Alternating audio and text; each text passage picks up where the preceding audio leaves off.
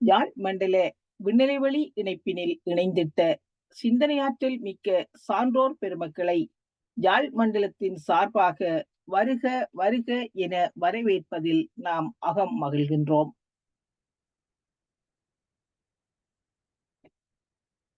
நன்முறையில் தனிமனிதன் வாழக் கற்றால் நாட்டினும் வீட்டினிலும் அமைதி ஓங்கும். இன்பமயமே எங்கும் இன்பமயமே என்கின்றார் தத்துவஞானி வேதாத்திரி மகர்ஷி அவர்கள். நாட்டிலும் வீட்டிலும் அமைதி ஓங்கிட இனிய இல்லறம் என்ற சிறப்பு தலைப்பினில் சிந்தனையாற்ற எம்மோடு இணைந்திருக்கின்றார் தமிழ்நாட்டில் இருந்து பேராசிரியர் இந்திரா அம்மா அவர்கள். பேராசிரியர் இந்திரா அம்மாவை ஓர் அறிமுகப்படுத்தலோடு அழைத்திடுவோம். அம்மா அவர்களை தெரியாதவர் என்று கூறுவதற்கு எங்கள் இலங்கை மண்ணில் கூட ஒருவரும் இருப்பதற்கு வாய்ப்பில்லை. இருந்த போதிலும் ஓர் அறிமுகம். தமிழ்நாடு திருநெல்வேலி நெல்லை பகுதியிலிருந்து எம்மோடு இணைந்திருக்கும் பேராசிரியர் இந்திரா அம்மா அவர்கள் கடந்த 26 வருடங்களுக்கு மேலாக தன்னை உலக சமுதாய சேவா சங்கத்தில் இணைத்து குருத்தொண்டினை மிக சிறப்பாக ஆற்றி வருகின்றார். குருபிரான் தத்துவங்களை தான் உள்ளுணர்வாக உணர்ந்து அனைவருக்கும் புரியும் வண்ணம் எளிமையாகவும் இனிமையாகவும் தனது கண்ணீர் என்ற குரலிலே விளங்க வைத்திடும் பெருமை பெற்றவர். ஆழியாறில் மௌன நிகழ்வினை சிறப்பாக ஆற்றி வரும் அம்மா அவர்கள் நேரிடையாகவும் விண்ணலை வழியாகவும் பற்பல சிந்தனைகளையும் ஆற்றிக்கொண்டு வருகின்றார். பலமுறை எங்கள் இலங்கை மண்ணுக்கு, அதுவும் சிறப்பாக யாழ்ப்பாணத்துக்கு வருகை தந்த அம்மா அவர்கள் இங்கு தங்கி இருந்து எங்கள் நாட்டின் மூலை முடுக்குகள் எல்லாம் குருத்தொண்டு ஆற்றிய சிறப்புக்கு உரியவர்.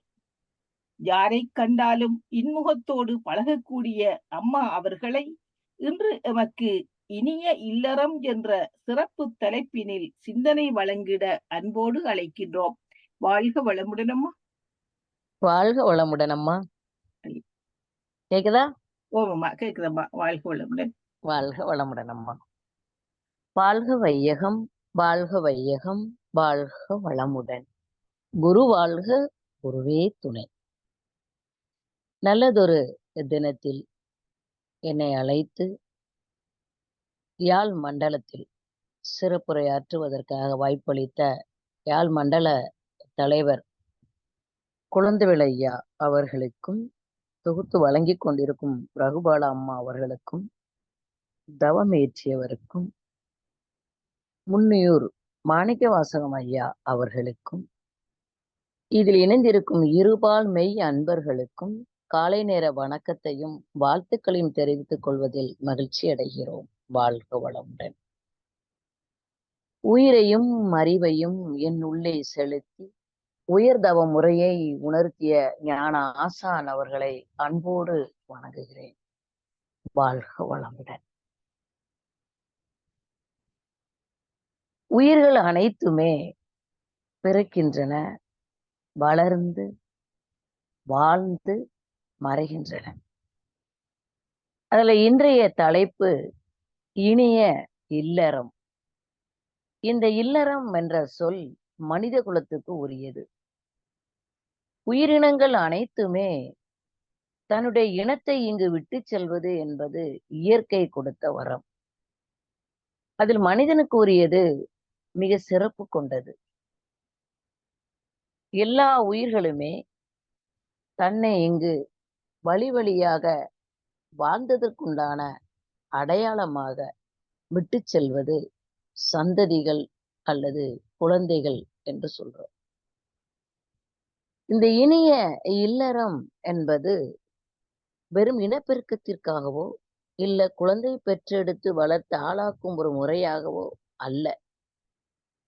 மனித குலம் என்பது அறத்தின் வழி நின்று வாழ வேண்டும். அந்த அறம் ஒவ்வொரு இல்லத்திலும் இருந்தால்தான் அது வெளியில வரும் அப்படிங்கிறது அருட்தந்தை அவர்கள் சொன்னது. சாமிஜியினுடைய நோக்கம் நாம எல்லாருமே தெரிஞ்சுக்கிட்டதுதான். உலக அமைதி அல்லது உலக சமாதானம்.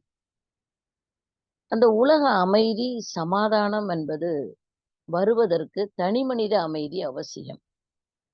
தனி மனிதன் எப்பொழுதுமே தானாக இங்கு எதையும் செய்துவிட முடியாது, சாதிக்கவும் முடியாது. ஒன்று சாதித்து விட்டேன் என்று சொன்னால் அதை சொல்லுவதற்கு, அவரை அங்கீகாரப்படுத்துவதற்கு, ரெகக்னேஷன் பண்ணுவதற்கு இன்னொருவர் வேண்டும். ஒருவர் தானே ஓடி, தானே ஜெயித்து, தானே மார்க் போட்டு, தானே தானே என்று அலைய முடியாது. அவருக்காக ஒரு குழு வேண்டும். அந்த குழு அவரை சொல்லுது, நீ ரொம்ப நல்லவரு, நீ அறிவுல உயர்ந்தவன். தான் அறிவில் உயர்ந்திருந்தாலும் தன்னை அறிவில் உயர்ந்தவன் என்று சொல்லுவதற்கு ஒரு நபர் இங்கு தேவைப்படுகிறது. அப்போ ஒரு தனி மனித அமைதி என்பது அந்த மனித மனதை சார்ந்தது. ஆனால் அந்த தனி மனிதனுடைய வாழ்க்கை என்பது இன்னொரு மனிதனை சார்ந்தது.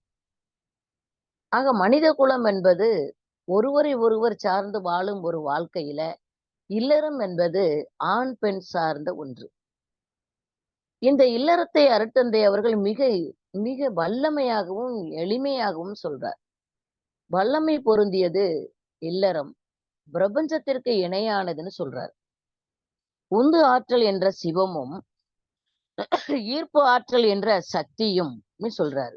உந்து ஆற்றல் என்ற சிவமும் ஈர்ப்பு ஆற்றல் என்ற சக்தியும் இணைந்த பெரும் ஆற்றல் களம்தான் பிரபஞ்ச ஆற்றல் சொல்றாரு. இந்த பிரபஞ்ச ஆற்றல் ரெண்டு விஷயம் நடந்துட்டு இருக்கு. ஒன்று, சிவம் எல்லாவற்றையும் அழுத்தி கொண்டிருக்கும் உந்து சக்தி கொண்டு. இன்னொன்று, ஈர்ப்பு ஆற்றல் என்ற எனர்ஜி பார்ட்டிகல். அது இயங்குவதாலதான் இத்தனை. அப்ப அங்கேயே ரெண்டு விஷயம் தேவைப்படுது. இறையாற்றல் தான் மட்டுமே இருந்து கொண்டு தன்னை தானே உணர்ந்து கொள்ளுவதற்காகவும் அறிந்து கொள்ளுவதற்காகவும் தன்னுடைய தோற்றத்தை தானே எடுத்து மகிழ்ச்சி பெறுவதற்காகவும் கொண்டு வந்த இன்னொன்றுதான் சக்தி என்று சொல்லக்கூடிய ஈர்ப்பு ஆற்றல். அப்ப தான் மட்டுமே அதை செய்ய முடியாது. அதுலயே நம்ம தெரிஞ்சுக்கலாம். தன்னை முகிழ்வதை தான் எழுச்சி பெற்று இயங்குவதற்கு இன்னொன்றை நாடி நிற்கும் இடம் அந்த ஈர்ப்பு, அந்த உந்து சக்தி என்பது. அது ஈர்ப்பு துணையுடன் தான் அந்த செயலை செய்ய முடிந்திருக்கிறது என்றால், தனியாக இறையாற்றலே ஒன்றும் இல்லை. இறையாற்றலே ஒன்றை சார்ந்து இன்னொன்றை இயக்கத்திற்கு உட்படுத்திதான் இங்கு காட்சிகளாக தோற்றங்களாக மாறிக்கொண்டிருக்கிறது என்றால், இங்கு இரண்டுபட்ட ஒன்றுதான் ரசனைக்கு உரியதாக மாறுகிறது. ஒரு மலர் இருக்கிறது என்றால் ஒரே நிறத்துல எல்லா மலர்களும் இருந்தால் நம் மலர் ரசிக்க முடியாது. ஒரே நிறத்தில் எல்லாமே என்றால் ஒரு நிறம் தானே அப்படின்ட்டு போயிருவோம். கலர் கலராக, வண்ண வண்ணமாக, விதவிதமாக. அப்ப இங்கு ஒருவர் மாதிரி ஒருவரும் இல்லை, ஒன்று மாதிரி இன்னொன்றும் இல்லை. அப்ப சுத்தவெளி என்று சொல்லக்கூடிய சிவம் தன்னுள் இருக்கும் உந்து சக்தியை ஈர்ப்பு ஆற்றல் என்ற சக்தியுடன் தன்னை இணைத்து கொண்ட பொழுதுதான் முழுமை பெறுகிறது என்றால், இல்லறமும் அப்படித்தான். அப்ப இல்லறம் என்றால் என்ன என்பதற்கு சுவாமிஜி அவர் சொல்வது, நாம் எண்ணுவது போல இல்லறம் அது ஒன்றும் சாதாரணமான விஷயம் கிடையாதுங்க. மிக உயர்ந்த நிலையில், அதுவும் இனிய இல்லறமாக மாறுவதற்கு உரியது. அந்த இனிய இல்லறம் என்பது ஆண் பெண் நட்பு உடல் இணைப்போடு கொண்டது மட்டும் அல்ல. அது ஒருத்தரின் ஒருவரின் காந்த பரிமாற்றமாகவும் உள்ளது. அதாவது இந்த மாதம் ஆகஸ்ட் 30ஆம் தேதி அருட்தந்தை அவர்களுடைய வாழ்க்கை துணை அருள் அன்னை லோகாம்பாள் அவர்களுடைய அந்த பிறந்த தினத்தை நாம் உலகம் முழுவதும் எப்படி கொண்டாடுகிறோம் என்பது தெரியும். மனைவி நல வேட்பு விழாவாக. அதற்கு உரிய காரணம், அருட்தந்தை அவர்கள் இல்லறத்தை மிக மிக இனிமையாக நடத்தியதன் காரணமாகத்தான். அவர்கள் உலக சமுதாய சேவா சங்கத்திற்கு வந்து தான் இந்த கடமைகளை சரிவர ஆற்றுவதற்கு உறுதுணையாக இருந்த அருளன்னை லோகாம்பாள் அவர்களை போற்றும் விதமாக கொண்டு வந்து கொடுத்ததுதான் மனைவி நல வேட்பு விழா. அப்போ ஒரு இல்லறம் என்பது கணவன் மனைவி, அதுல இனிய இல்லறம் என்பது, அங்கு இனிமை என்பது இருந்தால் மட்டும்தான் இனிய இல்லறமாக அது மாறும்.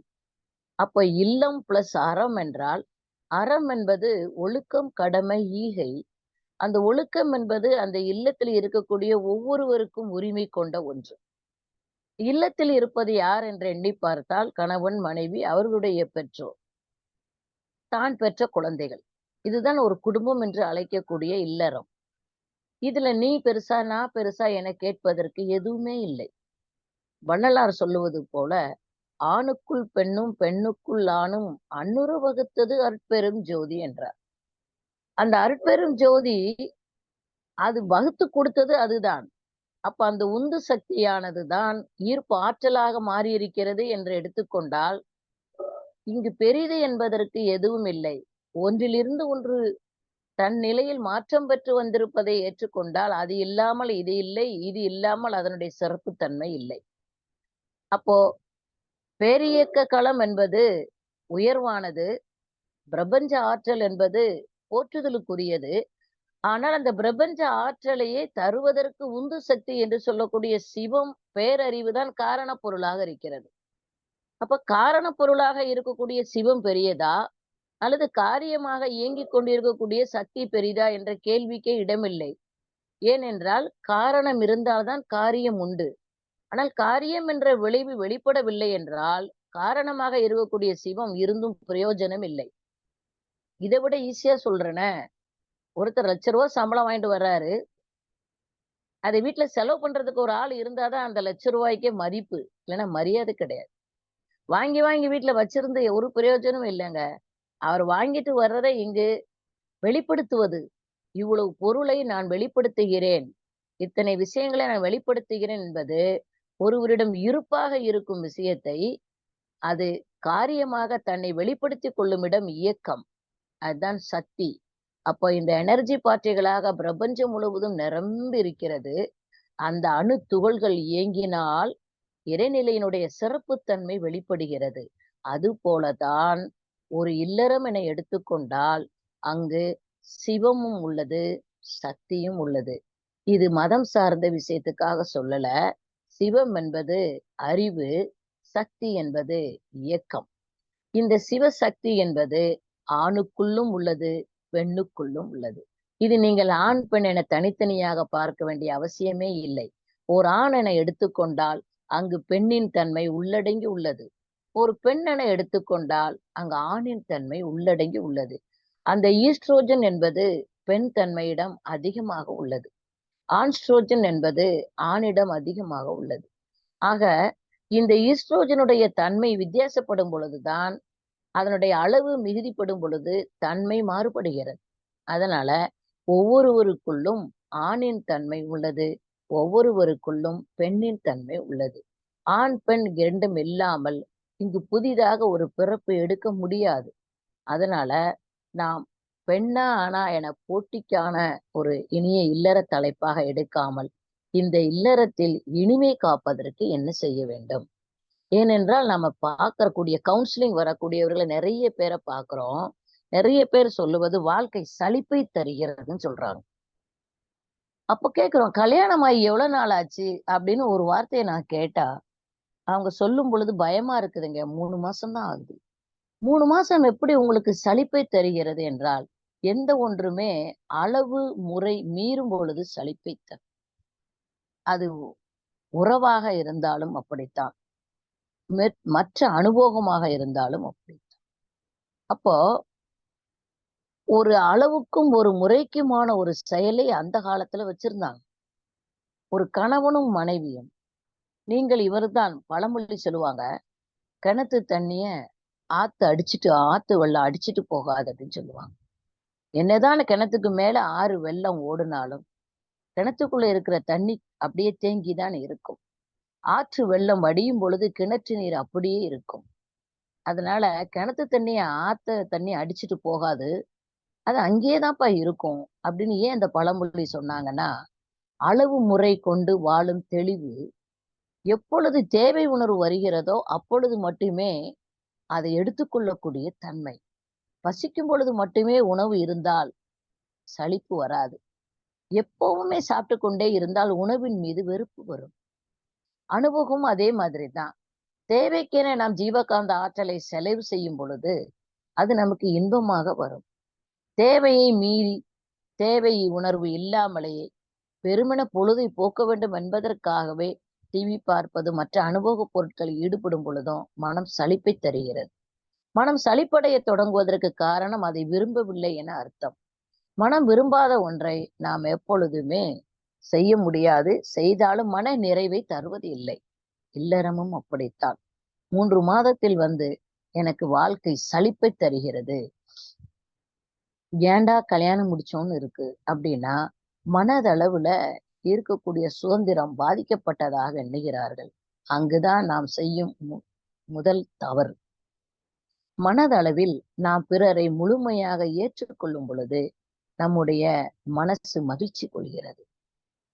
எப்பொழுதுமே எல்லாரையுமே அல்லது எல்லா சூழ்நிலை 2 வச்சுக்கலாம். ஒன்று சூழ்நிலை, இன்னொன்று மனிதர்கள்.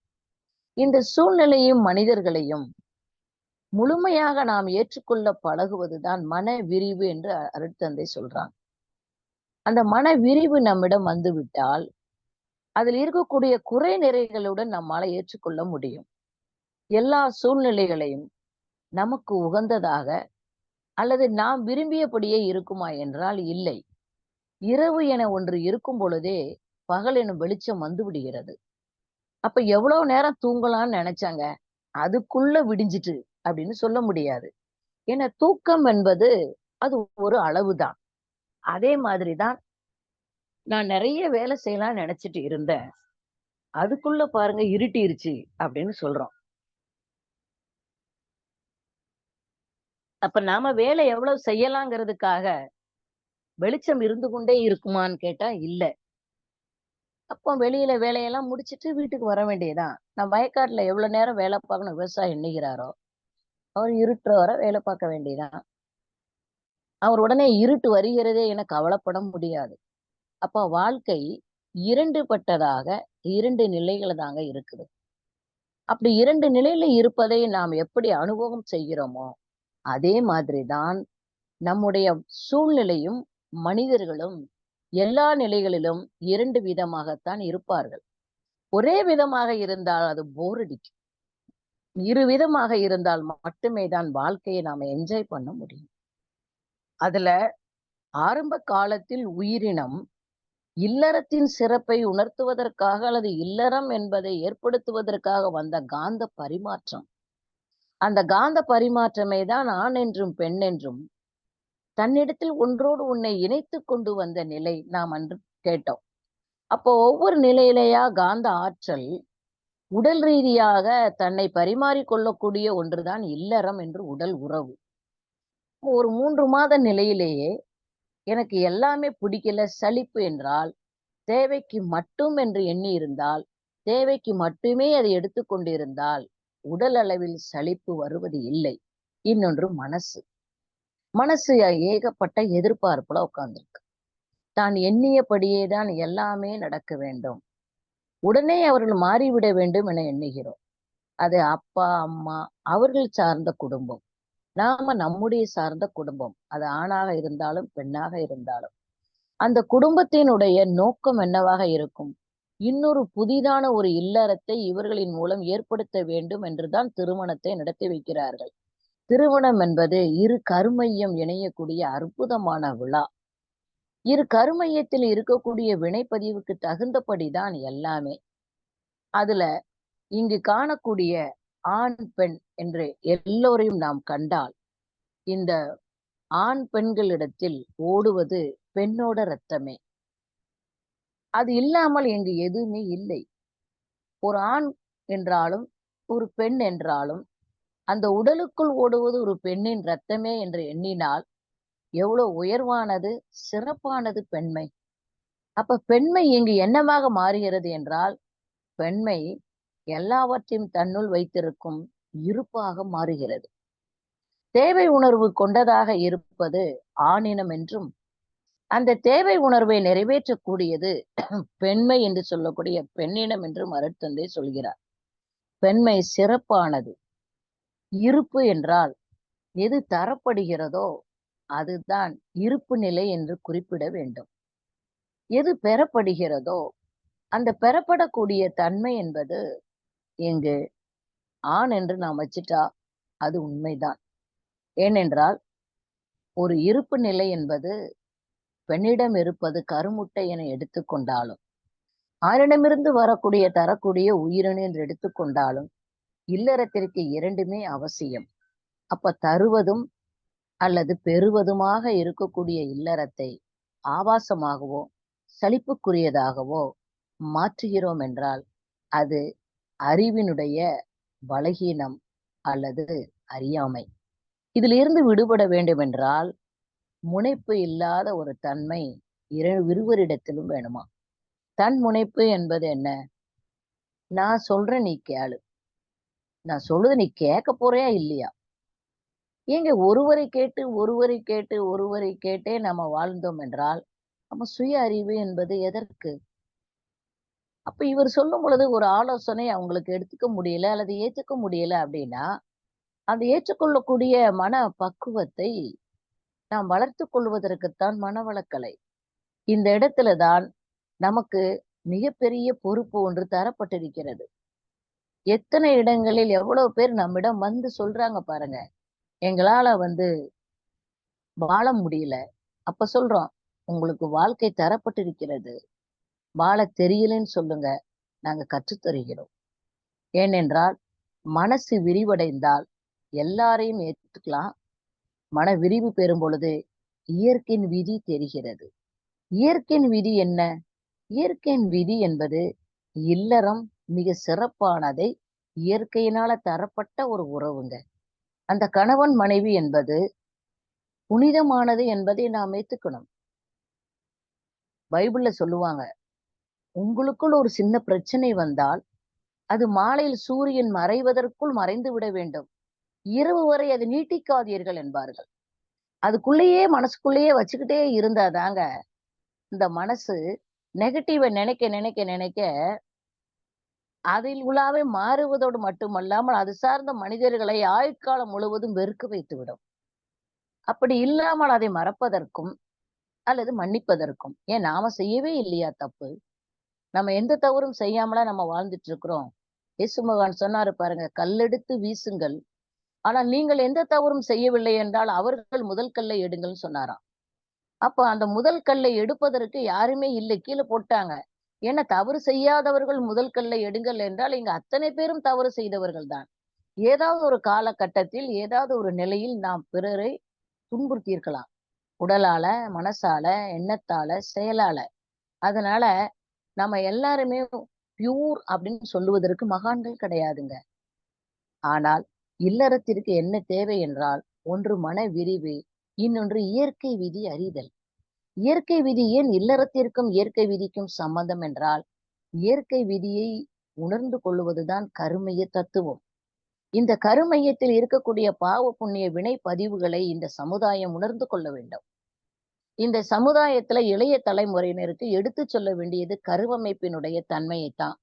கருவமைப்பு என்பதும் அதுல காந்த ஆற்றல் எல்லாவற்றையும் ஈர்த்து சுருக்கி இருப்பில் வைத்து மீண்டும் விளைவை தருகிறது என்பதையும் எடுத்து சொல்லும் பொழுது, கணவன் மனைவி உறவு என்பதும் மிக உயர்வானது என்பதை அவர்களால் உணர்ந்து கொள்ள முடியும்.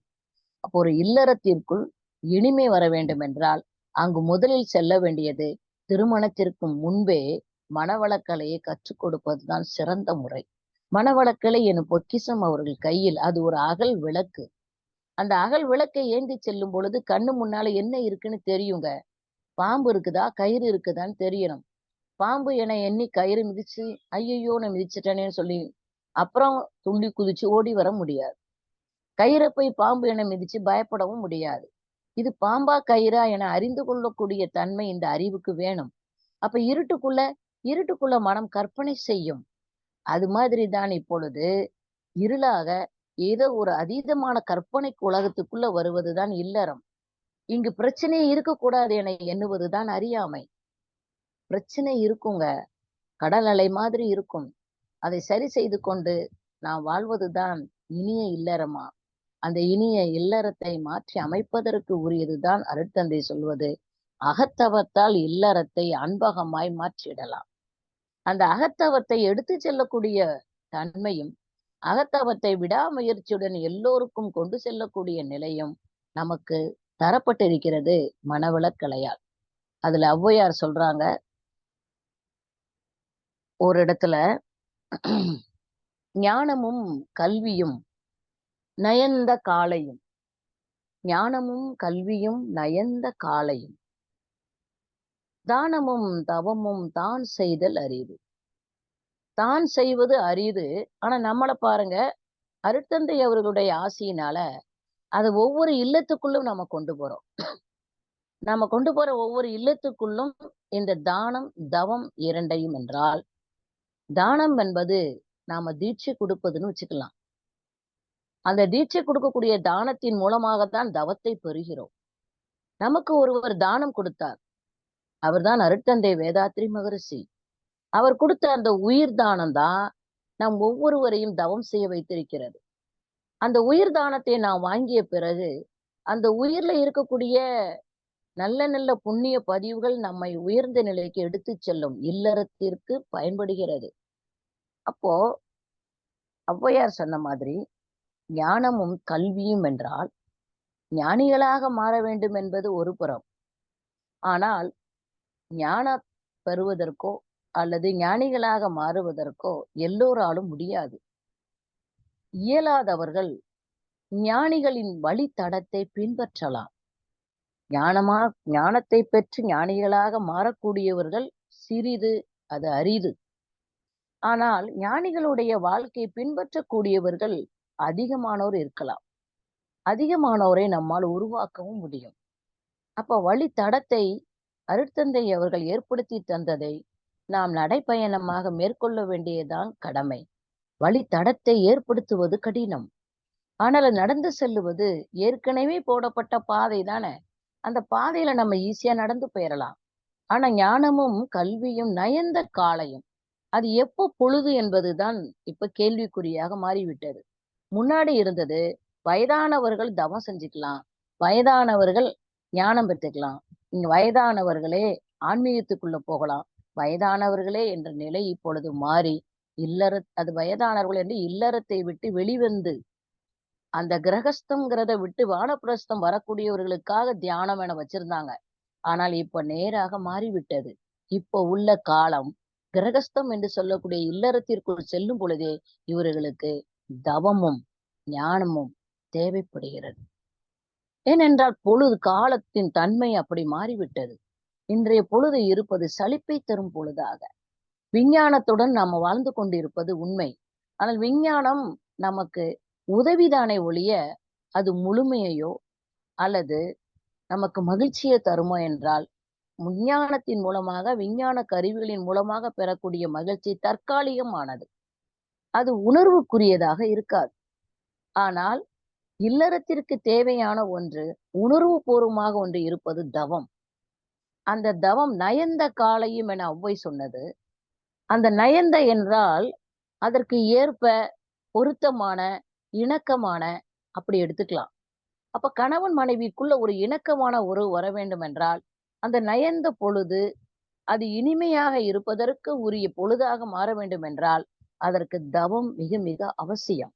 அப்ப ஞானம் தெளிந்த அறிவு கொண்டு வாழ்வது, கல்வி கற்றுக்கொண்டிருக்கிறோம். பொருள் ஈட்டுவதற்கு எத்தனையோ கல்வி.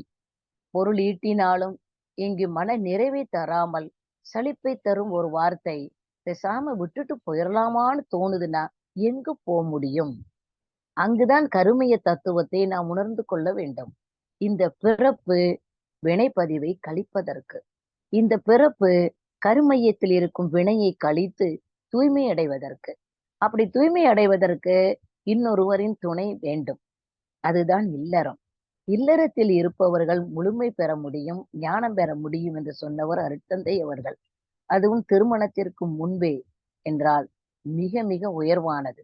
கருவிலே திருவுடைய குழந்தைகளை இந்த சமுதாயத்திற்கு பெற்றுத்தரும் பொழுது, அந்த குழந்தைகள் வளர்ந்து அவர்கள் இன்னொரு குடும்பத்திற்குள் செல்லும் பொழுது, இந்த 3 மாசத்திலேயே சலிப்பு தருகிறது என்ற வார்த்தையை சொல்ல முடியாது. அவர்கள் கருமையமே தூய்மையானதாகவும் பிறரை முழுசாக ஏற்றுக்கொள்ளத்தக்கதாகவும் மன விரிவுடனும் இயற்கை விதி அறிந்தும் இருப்பதால் அவர்கள் இயற்கையிலேயே ஞானமுடையவர்களாக எப்படி வாழ வேண்டும் என்று கூறக்கூடியவர்களாகவும் தடத்தை பதிக்கக்கூடியவர்களாகவும் பிறப்பார்கள். அப்படி பிறக்கக்கூடிய ஒரு குழந்தையை, ஒரு சமுதாயத்தை அல்லது ஒரு சந்ததியை இங்கு தருவதற்கு தகுதி படைத்தது ஆணா பெண்ணா என்ற கேள்விக்கே இடமில்லை. அது ஆண் பெண் இருவருக்கும் உரிய பொதுவான உரிமை. அந்த உரிமையை தர வல்லது இனிய இல்லறத்திற்குள் செல்ல வேண்டும் என்றால் முதலில் இல்லறம் என்பது என்ன? இல்லம் என்பது உயிர்கள் ஒன்றை சார்ந்து வாழும் இடம். காந்த பரிமாற்றம். எப்படி நாம் ஒரு வீட்டுக்குள்ள 4, 5 பேர் நடமாடிட்டே இருக்கும் பொழுது அந்த காந்த களம் அங்கு தெரியும். ஒருத்தர் ஊருக்கு போயிட்டாருன்னா வீட்ல சொல்லுவோம். வீடு வெறிச்சுன்னு இருக்குங்க.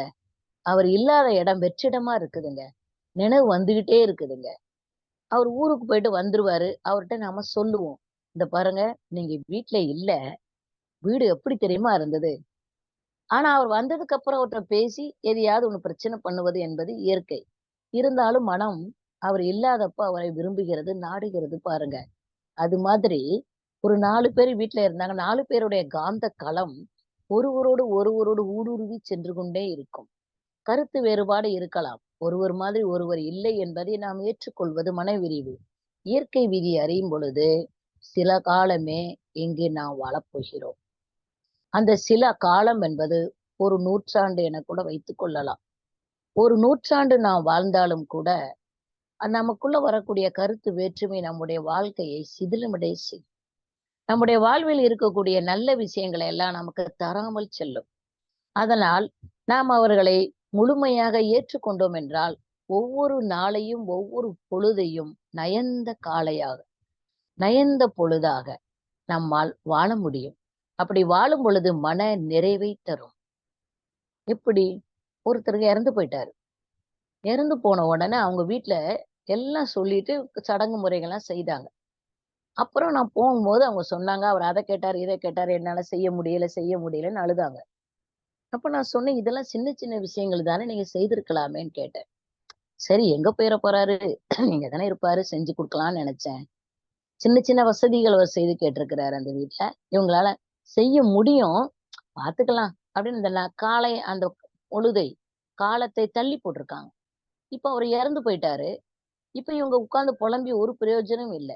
ஐயோ! அவருக்கு நான் அத செஞ்சிருக்கலாமே, இத செஞ்சிருக்கலாமே.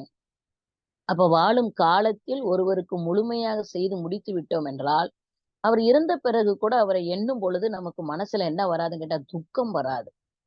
அவருடைய தேவைகளை பூர்த்தி செய்து கொண்டு வாழ முடியுமா என்றால், மனிதனுடைய வாழ்க்கை ஒட்டுமொத்தமாக பிறரின் தேவைகளை பூர்த்தி செய்து வாழ்வதுதான். இத நாம நல்லா உணர்ந்துட்டோம் அப்படின்னு சொன்னா, நான் பிறரின் தேவைகளை பூர்த்தி செய்து வாழ, நம் தேவைகளை இறையாற்றல் இயல்பாக பூர்த்தி செய்து கொண்டே வரும். இதுதான் இயற்கை விதி அறிதல். அப்ப 4 பேர் சேர்ந்த ஒரு இல்லறம், அந்த குடும்பத்துக்குள்ள ஒருவரின் தேவையை ஒருவர் பூர்த்தி செய்து கொண்டே வாழும் பொழுதுதான் இல்லறத்திற்குள் முரண்பாடு வருவதில்லை. அப்ப காரணம் சாமிஜி சொல்லிட்டாருல்ல. என்னெல்லாம் சொன்னாருன்னு கேட்டீங்கன்னா, தேவை, அளவு, காலம், தன்மை. இந்த 4ம் வேறுபடும் பொழுது குடும்பத்துக்குள் பிணக்கு வரும். ஆனா இந்த 4யும் சரி செய்து கொண்டே வாழும் பொழுது, எங்கேயாவது ஒரு இடத்தில் ஒருவர் விட்டு கொடுத்தால் தான் இன்னொருவரின் தேவையை பூர்த்தி செய்ய இயலும். அப்போ ஒருவருக்கொருவர் விட்டு கொடுக்கும் மனப்பக்குவமும் வேணும். அதே சமயத்தில் கணவன் மனைவி என்று வரும்பொழுது தியாக மனப்பான்மை அதிகமாக வேணும். ஏன் தியாக மனப்பான்மை வேண்டும் என்றால், பெண் இருப்புக்குரியவள், பிறரின் தேவைகளை நிறைவேற்றுவது தெய்வத்திற்கு இணையானவள். என் தேவையை யார் அறிவாள்? உன்னைப் போல் தெய்வம் ஒன்றே அறியும். அந்த உன்னைப் போல் தெய்வம் ஒன்றே அறியும் என சொன்ன மாதிரி, அந்த தெய்வ உணர்வுல இருந்து கொண்டு வாழக்கூடிய ஒரு பெண், பிறரின் தேவைகளை சிந்தித்து சிந்தித்து வாழும் பொழுதுதான் கம்பர் சொல்றாரு, மனைவி ஒரு மருந்து என்று சொல்கிறார். நான் மருந்தாக இருக்கக்கூடிய தன்மை பெண்மைக்கு உண்டு. பெண்மை பிறருக்கு நோய் தரக்கூடியவராக மாறக்கூடாது. பிறருக்கு மருந்தாக, குடும்பத்தில் உள்ளவர்களுக்கு ஒரு மனைவி என்று சொல்லக்கூடிய ஒருத்தி, அந்த பெண் மருந்தாக மாறும் தன்மை இருந்தால், அங்கு மன விரிவும், இயற்கை விதி அறிதலும், கருமையத்தின் தன்மையும் தெரிய வரும் பொழுது, இனிய இல்லறமாக அது மாறிவிடும். இல்லறம் இருவர் சேர்ந்து நடத்தக்கூடியதாக இருந்தாலும், அது இனிய இல்லறமாக மாறுவதற்கு காரணமாக இருப்பது ஒரு பெண்தான். பெண்மை போற்றுதலுக்குரியது. முதலே சொன்ன மாதிரி அது சிறப்புக்குரியது. எல்லோருக்குள்ளும் ஓடுவது பெண்ணின் ரத்தமே. அப்ப ஆணுக்கென தனி ரத்தம் இருக்கிறதா என்றால் இல்லை. ஒவ்வொருவரும் கருவுக்குள் சென்று அந்த யூட்ரஸ்ல கர்ப்பப்பையில 9 மாதம் 1 வார காலம் இருந்து உறுப்புகளையும் உதிரத்தையும் வாங்கிக் கொண்டு வருகிறோம் என்றால் நம்முள் ஓடும் உதிரம் அவரவரின் தாய் கொடுத்தது. தாய் என்பவள் யார்? பெண் தானே. அப்ப பெண் இயற்கையின் வெளிப்பாடு. இப்ப இயற்கையின் வெளிச்சச் சுடர் என அருட்தந்தை சொன்ன மாதிரி பெண்மை இயற்கையின் வெளிச்சச் சுடர் என்பதை ஒவ்வொரு பெண்ணும் தான் உணர்ந்து கொள்ள வேண்டும். சுடரோட தன்மை, எரியும் சுடரோட தன்மை தன்னையும் வெளிப்படுத்தும், தன்னை சுற்றிலும் இருக்கக்கூடிய பொருட்களையும் வெளிப்படுத்தும். அப்போ ஒரு பெண் தன்னையும் வெளிப்படுத்தி தன்னை சுற்றிலும் இருக்கக்கூடியவர்களையும் பாதுகாக்கும் விதமாக அமைவதுதான் உண்மையான இனிய இல்லறம். இப்ப இல்லறத்திற்குள் ஒருவர் வாழ்கிறார் என்றால் அது ஆரம்ப காலகட்டத்தில் இருவராகவும், அதன் பிறகு அவர்களுக்கு பிறக்கக்கூடிய குழந்தையாகவும் அப்படியே இனப்பெருக்கத்தை ஏற்படுத்தி அந்த இனத்தை இங்கு விட்டு செல்லும் தனியன்கள் இறந்தாலும் இனம் இங்கு இருந்து கொண்டே இருக்கிறது என்றால் அந்த இனத்திற்கு தேவையான தத்துவத்தையும் கொடுப்பது நமது கடமை. தத்துவம் என்றால் உடனே பேசிட்டே இருக்கிறதெல்லாம் கிடையாது. நீ ஒருவரை ஒருவர் புரிஞ்சுக்கோ, ஒருவர் சொல்ல இன்னொருவர் மதிக்க கத்துக்கோங்க. ஏன் நம்ம டிவி சீரியல் பார்க்கலையா? டிவி சீரியல்ல நல்லா கவனிச்சு பாருங்க. ஒருத்தர் பேசி முடிச்சதுக்கு அப்புறம் அடுத்தவர் பேசுவாங்க. அடுத்தவர் பேசி முடிச்ச அப்புறம் இன்னொருத்தர் பேசுவாங்க. அப்படி ஷார்ட் அப்படியே தனித்தனியா தான் காமிப்பாரு. ஏன்னா அப்பதானே நம்மளால உணர்ந்துக்க முடியும், புரிஞ்சுக்க முடியும். அப்போ ஒரு சாதாரண டிவி சீரியலே ஒருத்தர் பேசும்போது இன்னொருத்தர் பேசினா புரியாது என்றால் நாம எப்படி இருக்கணும் பாருங்க. இது வாழ்க்கை. அது நிழல் படம். அதற்கே அவ்வளவு தூரம் இருக்குது அப்படின்னா நிஜத்துல வாழ்க்கை வெளியில நாம எப்படி இருக்கணும் கேட்டா ஒருவர் பேசி முடிக்கும் வரை என்ன கருத்து சொல்ல வருகிறார் என்பதை கேட்கும் பொறுமை முதல்ல வேணும். ஆரம்பிக்கும் போதே ஆரம்பிச்சிடாதீங்கப்பா, தெரியாதா உங்களை பத்தி அப்படின்னு சொல்லிட்டோம்னா முடிச்சு. அவர் ஏதோ ஒண்ணு சொல்ல வர்றாரு, சொல்லி முடித்த பிறகு நமது கருத்தை சொல்லலாம். இந்த பொறுமை முதலில் வந்து விட்டால் அதன் பிறகு கருத்து பரிமாற்றம் எளிதாகவே இருக்கும். அப்போ எல்லாருடைய கருத்துக்களையும் கேட்கும் பொறுமையை நாம் முதலில் வளர்த்து கொள்ள வேண்டும். அதன் பிறகு கருத்துக்களை ஏற்றுக்கொள்ளுவதும் ஏற்றுக்கொள்ளாதும் அவரவரின் விருப்பம். அந்த விருப்பத்திற்கு இணங்க விட்டு கொடுத்தலும், அதுவே தேவையில்லை என்றால் தியாக மனப்பான்மையும் இருந்து விட்டால் மிக எளிதானது. ஆனா இதெல்லாம் கேட்கறதுக்கும் சொல்றதுக்கும் சரிதாங்க, நான் வீட்டுக்குள்ள போனாதாங்க தெரியும் எல்லா பிரச்சனைகளும் என்றால் எல்லோருக்கும் வினையின் வெளிப்பாடு பிரச்சனை வரும். அந்த வினையின் வெளிப்பாடுதான் இப்படி வருகிறது என்பதை உணர்ந்து கொள்ளும் பொழுது நாம் அந்த தனி மனிதன் மேல வெறுப்பு காட்ட வேண்டிய அவசியம் இல்லை. அதனால இல்லறம் என்பது மிக சிறப்பானது. இனிய இல்லறம் என்பது மனவளக்கலை அதில் இணையும் பொழுது. ஒரு இடத்துல படிச்சேன், ஒரு வார்த்தை போதும் சமாதானம் தொடங்க. ஆனா ஒரு வார்த்தை தாங்க ஒரு சண்டைக்கும் காரணமாக இருக்குது. நம்முடைய நாக்கு 10 சென்டிமீட்டர் நீளமா, 50 கிராம் எடையாம். 10 சென்டிமீட்டர் நீளம் இருக்கு, 50 கிராம் எடை இருக்கு. ஆனா அது எதிரில இருக்கிற 60 கிலோ ஆளை கூட சடார் சாச்சி விட்டுரும். நம்ம எதிரில எவ்வளவு திடகாத்திரமா ஒருத்தர் நின்னுட்டு இருந்தாலும் ஒருவர் பேசக்கூடிய அந்த சொல்லு அவரை தாக்கும். ஆனாலும் அதே சொல், அதே நாக்கு சமாதானம் தொடங்குவதற்கும் உதவியாக இருக்கிறதாம். அப்ப இது பாசிட்டிவா பேசும் பொழுது எவ்வளவு ஆறுதலாக அன்பாக சொல்லக்கூடிய சொற்கள் நமக்கு தெரியும். நம்ம அன்பானவர்கள். அதுவும் பெண்மை மிக மிக அன்பானதுங்க. அது இயற்கையினுடைய ஒட்டுமொத்த அன்பையும் கருணையும் முழுமையாக நிரப்பி வச்சிருப்பது பெண்மைதான் சுவாமிஜி சொல்றாரு. அப்ப பெண்மை அன்பையும் கருணையும் முழுசா வச்சிருக்கிறதுனால அவரிடமிருந்து வரக்கூடிய ஒரு வார்த்தை சமாதானம் தொடங்குவதற்கான வார்த்தையா இருக்க வேண்டுமே ஒழிய அது சர்ச்சைக்குரியதோ அல்லது சண்டைக்குரியதோ அல்லது அமைதியை குலைக்கும் விதமாகவோ இருந்தால் நம்மை நாமே குறைத்துக் கொள்வதற்கு சமம். நாம் நம்முடைய மதிப்பை நம்முடைய இயல்பு தன்மையிலிருந்து விலகுகிறோம் என்ற அர்த்தம். இயல்பு தன்மையிலிருந்து நாம் விலகும் பொழுது சிக்கல் நமக்குத்தானே ஒழிய அவர்களுக்கு கிடையாது. அதனால இல்லறத்தில் ஆணிவேராக இருப்பது பெண்மை தாங்க. நிறைய விஷயங்கள் நாம் நம்முடைய முழுமையை பற்றியும் இங்கு இருக்கக்கூடிய அத்தனை பேருடைய உதிரமும் பெண் உதிரம் என்ற ஒரு பெருமிதம் கொள்ள வேண்டிய தன்மையில் தான் நம்ம வாழ்க்கை நடத்தணுமே ஒழிய எனக்கு என்ன உனக்கு என்ன என நாம் எண்ணினால் 2 கயிறுமே அறுந்து சென்றுவிடும்.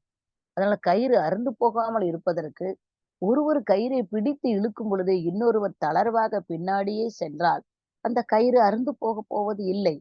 அந்த பின்னாடியே செல்லக்கூடிய தன்மை பெண்மைக்கு அதிகமாக இருந்தால் உறவு முறிந்து போவது இல்லை. அளவு முறை கொண்டு வாழும் பொழுது சலிப்பை தருவதில்லை. அதே சமயத்தில் வார்த்தைகளை பயன்படுத்தும் விதத்திலும் நாம் நம்முடைய குறைகள் என்பது அல்ல, பிறரின் குறைகளை பார்த்து பார்த்து வாழத் தொடங்கினால் அது வாழ்க்கை நிறைவை தருவது இல்லை. அப்போ ஒரு வார்த்தை போதும் சமாதானம் தொடங்க, ஒரு தீண்டல் போதும் அழுகை அடங்க. ஒரு தீண்டல்னா ஒரு சின்னதா தொடுதல். ஒருத்தங்க ரொம்ப துக்கத்துல ரொம்ப இதா இருக்கிறாங்கன்னா லேசா அவங்கள டச் பண்ணீங்கன்னா போதும், அவங்களோட அழுகை அப்படி கொஞ்சம் கொஞ்சமா அடங்கிரும். அந்த ஆறுதல் தன்மையை தொட்டு தரக்கூடிய தன்மை ஒரு பெண்ணிடம் உள்ளது. ஒரு தீபம் போதும் இருள் நீங்க. அதான் அருட்தந்தை சொன்ன இயற்கையின் வெளிச்ச சுடர் பெண்மை. அந்த இயற்கையின் வெளிச்ச சுடர் நாம் என்ற தன்மையில இருக்கும் பொழுது அந்த இல்லறத்திற்குண்டான அதுக்கு என்னென்ன தேவையோ எல்லாவற்றையும் வெளிச்சத்திலேயே தரக்கூடிய தன்மை பெண்மைக்கு உள்ளது. இல்லை என்றால் இருளாக மாறிவிடும் வீடு. இருளாக மாறும் பொழுது அங்க எதையுமே கண்டு பயத்தை தவிர வேற எதுவுமே இருக்காது. அதனால் பயமற்று வாழ வேண்டுமே ஒழிய பணிவு நிறைந்து வாழ வேண்டும். பணிவு வேண்டும், பயம் வேண்டாம். அறிவுக்கு சுதந்திரம் வேண்டும். ஆனால் அந்த அறிவின் சுதந்திரம் பிறரை காயப்படுத்துவதற்காக இல்லாமல் தன்னையும் மேம்படுத்தி பிறரை மேம்படுத்தும் விதமாக அமைதல் அவசியம். இதை யார் கற்றுக் கொடுக்க வேண்டும் என்றால் குருகுலம் என்று சொல்லக்கூடிய பெற்றோர். ஒரு காலத்தில் இருந்தது, இப்பொழுது அது இல்லை. அதனால பெற்றோர் தான் அதை கையில் எடுத்து கற்றுக் கொடுக்க வேண்டும். திருமணத்திற்கு முன்பு ஒரு சில வார்த்தைகள், இப்படித்தான் வாழ்க்கை, பிரச்சனைகள் வரும், ஆனால் வாழத்தான் வேண்டும். அதற்காக நாம போன உடனேயே எல்லாமே நமக்கானதாக மாறிவிடும், எல்லாருமே மாறிடுவாங்க என்ற எதிர்பார்ப்பு இருக்கவே கூடாது. எல்லோரையும் ஒரே நேரடியாக ஏற்றுக்கொள்ள பண்பு வேண்டும் என்பதை நாம் தான் வருங்கால சந்ததியினருக்கு சொல்லித்தர கடமைப்பட்டுள்ளோம். நம்மால் வீட்டுல சொல்ல முடியாதா? பணவளக்கலையில கொண்டு போய் விட்டா அது இயல்பாக வந்துவிடும். இயல்பாக வருவதற்குரியதான் பயிற்சி. பணவளக்கலையை பொறுத்தவரை எந்த இடத்திலும் அட்வைஸ் எல்லாம் கிடையாது. சாமிஜி சொல்றாரு, பயிற்சியின் பண்ணிட்டே இருங்க, உங்களிடத்தில் மாற்றம் வர தொடங்கிவிடும். மாற்றம் ஏன் வர வேண்டும்? ஏனென்றால் நாம் ஏற்கனவே மிருகப்பதிவு தன்மை அதிகமாவதால் தான் பிறரை துன்புறுத்துகிறோமே என்ற எண்ணம் துளி கூட இல்லாமல் இந்த நாக்கு பேசுகிறது. பிறர் சங்கடப்படுவார்கள் என்ற எண்ணம் துளி கூட இல்லாமல் இயல்பில் இருந்து பிறழ்கிறது. அப்போ மனிதன் தன்னுடைய இயல்பை மீண்டும் பெறுவதற்கு ஒரு பயிற்சி வேண்டும். அந்த பயிற்சி தான் மனவளக்கலை. எல்லோரும் அந்த இயல்பை இழந்து விடவில்லை. இழந்த நபர்களுக்கு அவர்கள் இயல்பை எப்பொழுதெல்லாம் இழக்கிறார்களோ, மனிதன் தன் இயல்பை இயல்பான குணத்தை இழக்கும் பொழுது, மனித தன்மை இழக்கும் பொழுது அமைதியை இழக்கிறான். அது ஆணாகவோ பெண்ணாகவோ இருந்தாலும் அந்த அமைதியை இழக்காமல் இருக்க வேண்டும் என்றால், அந்த அமைதியை தக்க வைத்துக் கொள்ள வேண்டும் என்றால் மனிதன் தன்னுடைய இயல்பு நிலையிலிருந்து மாறாது இருக்க வேண்டும். அப்படி மாறாது இருப்பதற்கு உரிய மனிதத்தன்மை நிலைநிறுத்துவதற்கு உரிய ஒன்றுதான் மனவளக்கலை. ஒரு புன்னகை போதும் துன்பங்கள் நீங்க. ஒரு சிரிப்பு தாங்க. அவங்க சொன்னாங்க, யாரிடமும் இன்முகமாக பழகுவது அப்படின்னு. அந்த இன்முகமாக பழகக்கூடிய தன்மை இயல்பாக அமையணும். நான் வீட்லயுமே அப்படித்தான், வெளியிலயும் அப்படித்தான். அது இயல்பு தன்மையாகவே மாறும்.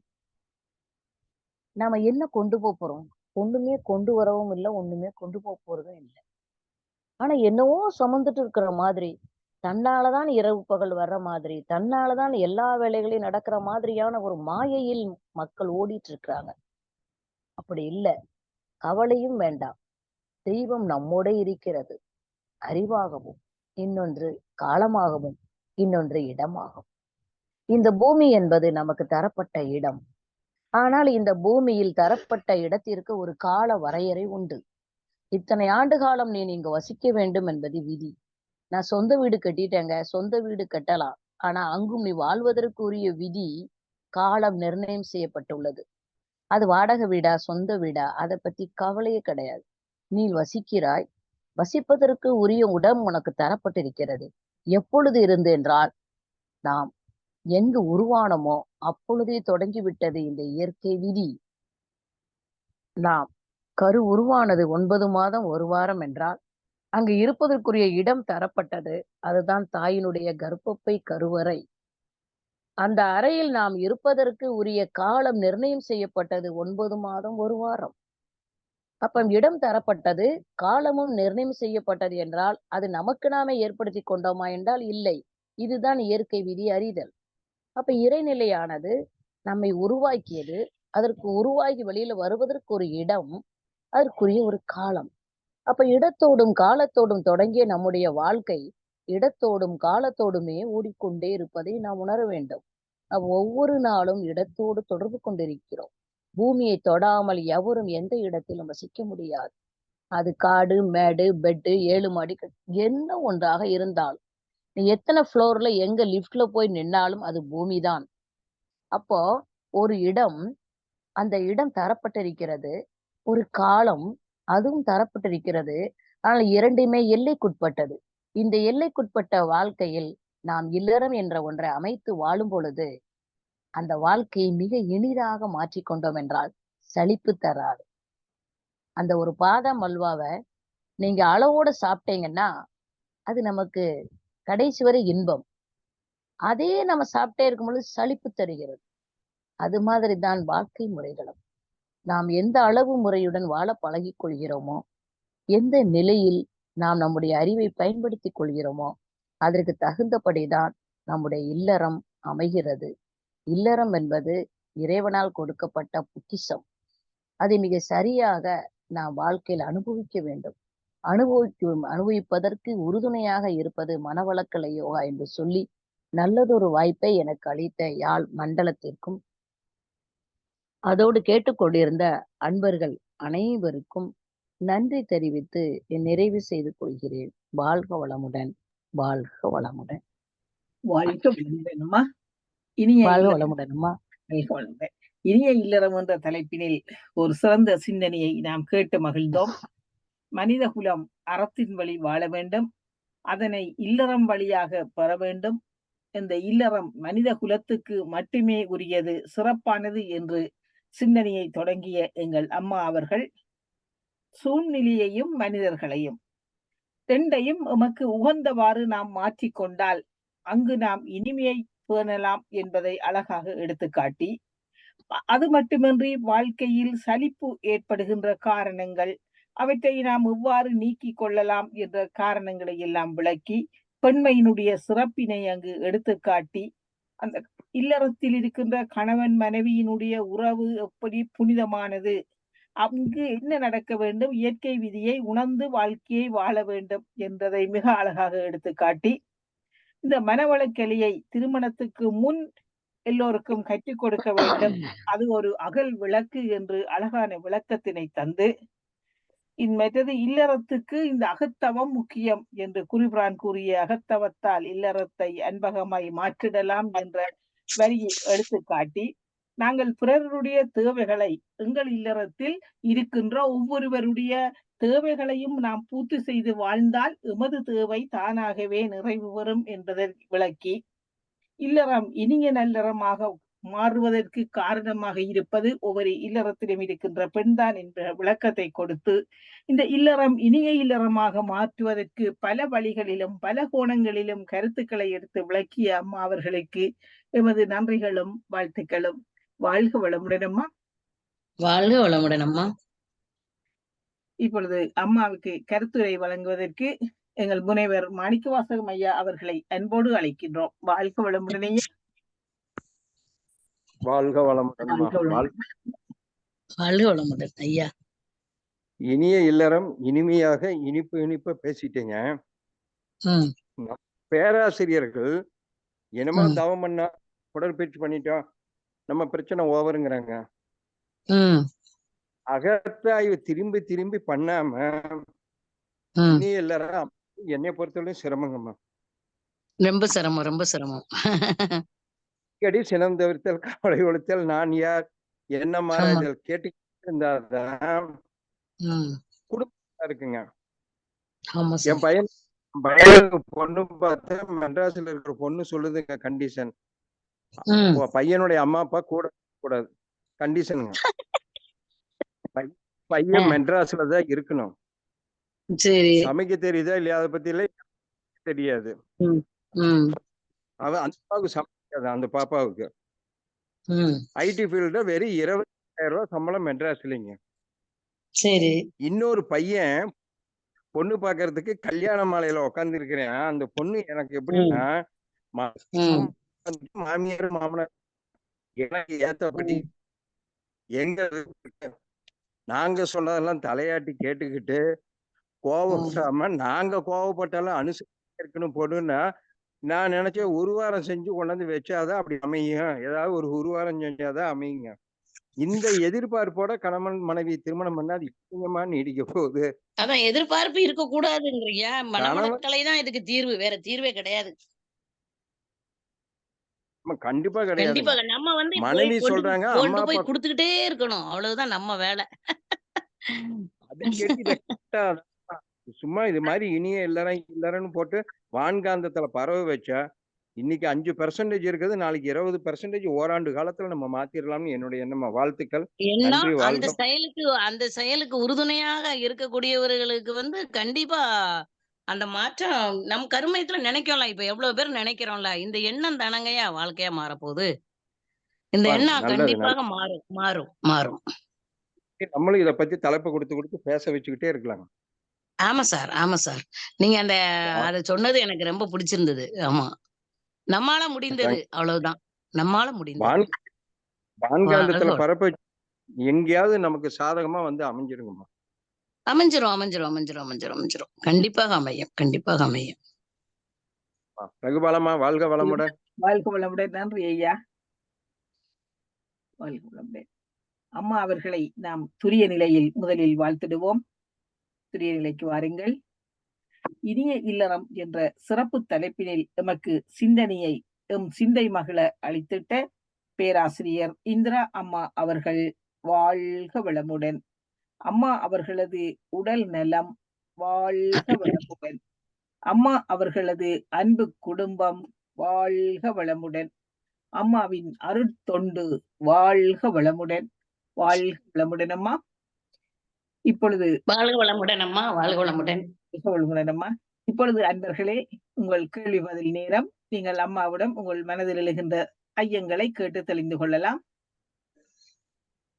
அம்மா வாழ்க வளமுடன்மா. வாழ்க வளமுடன். வாழ்க வளமுடன். இன்னைக்கு இந்த ஔவையார் பாடலோட இணைத்து இந்த இல்லறத்தை சொன்னது ரொம்ப புதுமையா இருந்ததுங்க. நம்ம எப்பவுமே அதை வந்து ஞானத்துக்காக பார்த்துட்டு இருக்கிறோம். ஆனா அந்த ஞானம் நம்ம குடும்பத்துல இருந்து தான் வரும் அப்படிங்கிறது இன்னைக்கு அந்த பாடலோட சேர்த்து ஔவையார் பாடலோட சேர்த்து சொல்லும்போது ரொம்ப அருமையா இருந்ததுமா. யாருமே இந்த நோக்குல இந்த ஒரு வியூல யாரும் பார்த்தது இல்ல, கேட்டதும் இல்லை. இந்த இனிய இல்லறம் வந்து அம்மா அவர்கள் வந்து ஔவையாருடைய பாடலோட சேர்ந்து சொன்னது ரொம்ப அருமையா இருந்ததுமா. ரொம்ப நன்றிங்கம்மா. வாழ்க வளமுடன். நன்றிம்மா, நன்றிம்மா. நன்றிம்மா. வாழ்க வளமுடன். சேகரம்மா, வாழ்க வளமுடன். வாழ்க வளமுடன் ரகுபாலா அம்மா. வாழ்க வளமுடன் இந்திரா அம்மா. வாழ்க வளமுடன் அம்மா. சொல்லுங்கம்மா. எப்படி அம்மா இருக்கிறீங்க? சுகமா இருக்கிறீங்களா? நல்லா இருக்கிறேம்மா. நல்லா இருக்கிறேன். அருமையான உரை. இந்த இனிய கால வேளையில உண்மையாக இனிக்கும் ஒரு உரையை தந்தீர்கள். நீங்களும் உங்கள் அன்பு குடும்பமும் வாழ்க வளமுடன். வாழ்க வளமுடன். வாழ்க வளமுடன் அம்மா. வாழ்த்துவதற்காகத்தான் எடுத்தேன். வாழ்க வளமுடன்.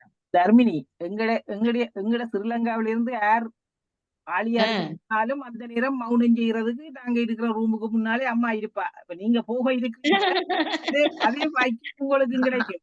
கிருஷ்ணகலாவும் அம்மாவை பார்த்தாலே ஒரு எனர்ஜி வரும். வாழ்க வளமுடன் அம்மா. வாழ்க வளமுடன். கிருபாநிதி அம்மா, வாழ்க வளமுடன். கிருபாநிதி அம்மா, வாழ்க வளமுடன் அம்மா. அம்மா வாழ்க வாழ்க வளமுடன். வாழ்க வளமுடன். உங்களுடைய ரொம்ப ரசிச்சிருந்து. ஆனா எனக்கு என் வயசுலாம் இப்ப 70 வயசு தாண்டிருச்சு. சின்ன பிள்ளைங்க வாழறவங்க இந்த காலத்துக்கு இப்படிதான் இருப்பாங்கன்னு சில சமயம் நம்ம நிர்ணயிக்கப்படுது எல்லா குடும்பத்திலயுமே. இப்ப நம்ம வயசானவங்க என்னன்னா ஒரு சின்ன ஜாமான வீணாக்குறது கூட நம்மளால தாங்க முடியாது. எப்பா அது அப்படி போடாது, எப்பா இப்படி. இதுதான்மா குடும்பத்துக்கு குடும்பம் ஒரு பிரச்சனையா இருக்கு மாதிரி தோணுது. அவங்க இப்படி போடுறாங்க, இவங்க இப்படி போடுறாங்க, இதை வீணாக்குறாங்க. அதுக்கு என்ன சொல்லுது, உங்க காலமே வேற, இது எங்க காலம் வேற. நாங்க ஒரு 1000 ரூபாய் அழிஞ்சாதான் 10,000 ரூபாய் சம்பாதிக்க முடியும். இதுல நீங்க தலையிடாதீங்க அப்படின்னு பிராங்காவே சொல்றாங்க. இப்ப நான் நிறைய மன்றத்துல வயசானவங்களோட பழகுறேன். இல்ல இததான் மருமக அப்படி பண்றாங்க, அப்படி பண்றாங்க, அப்படி இது ஒரு நல்ல ஸ்பீச்சா இருந்தா கூட இந்த இடைவெளி வயதானவர்களுக்கு இப்ப வாழ்ற தம்பதிகளுக்குள்ள இடைவெளி, கால சூழ்நிலைகள், நாகரிகங்கள், தொலைக்காட்சி, இதுல வர்ற இடைவெளி அவங்க பாக்குறது